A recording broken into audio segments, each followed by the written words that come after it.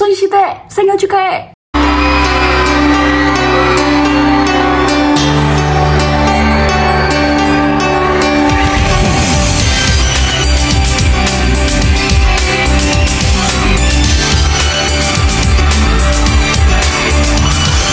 Bukan lagi sebuah top secret kalau Girls' Generation itu adalah idolnya para idol. Gak usah nge-hire paparazzi, pakai telepati, apalagi sampai bikin flyer buat ngasih tahu ke every soul kalau SNSD itu adalah Diamond Girl Group, the best girl group of all time.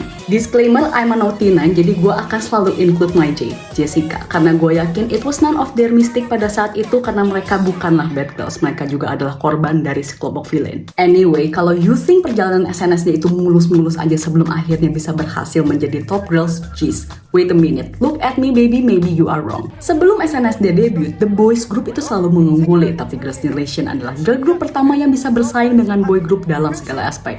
Kita bisa talk sekarang tentang segala pencapaian dan impact mereka di industri ini, tapi mungkin akan gue ceritakan day by day aja kali ya, karena ulala it's fantastic. But to simply put, kalau aja di Indestructible Defense Show Girls ini tidak berhasil, mungkin gak ada girls group sampai generasi 5 sekarang. Gue sadar SNSD itu bukan beneran genie yang bisa say yes ke semua permintaan fannya untuk comeback atau rujuk hanya karena kita kangen. Jadi gue gak akan acting gak peduli karena gak akan dapat Oscar juga kalau gue akan menunggu all night sampai the girls are back karena SNSD adalah the only one for me. Maksud gue tuh gimana bisa gue say goodbye ke mereka dan sailing ke star yang lain karena SNSD tuh udah bikin hidup gue komplit, bahkan masuk ke Into the New World.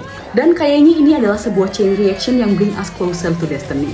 Bagaimana sinkronisasi dance mereka yang bisa lembut seperti sunflower tapi berpower. Harmonisasi dari kesembilan suara mereka yang kalau disatuin itu kayak a warm back hug. Dan kebanyolan mereka yang kalau setiap ngumpul selalu sukses bikin kita ngakak guling-guling hahaha sampai ke galaksi supernova. Dan dari sekian banyaknya hal yang gue syukuri sebagai fansnya SNSD, satu hal yang bikin gue merasa lucky like that adalah karena SNSD mengganti nama fandom mereka yang tadinya mau dinamain Honey tapi untung aja diganti jadi Sowon. So way to go on Idol, how great is your love because that fandom name is like a promise to us. Jadi, for not so one last time, it is not a sweet talk but it's never been a mistake to become Sowon. Gue yakin bukan cuman gue yang ngerasa kalau SNSD itu seperti Tinkerbell yang dengan ajaibnya light up our sky, menghapus our tears, atau bahkan bikin masalah kita randai villain walaupun untuk sejenak.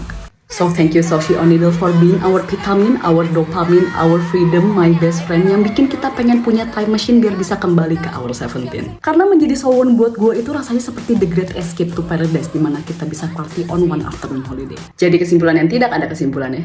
Sonyeoshite biggest fans is Sonyeoshite. So happy birthday once again Onidel. Thank you for being born, thank you for never give up, and thank you for being Sonyeoshite. Dan sekarang 17 tahun lagi atau bahkan 50 tahun lagi kami masih akan tetap mencintai kalian. Chigemen, Apuroto, Yongoni, Sonyeoshite. Sekian.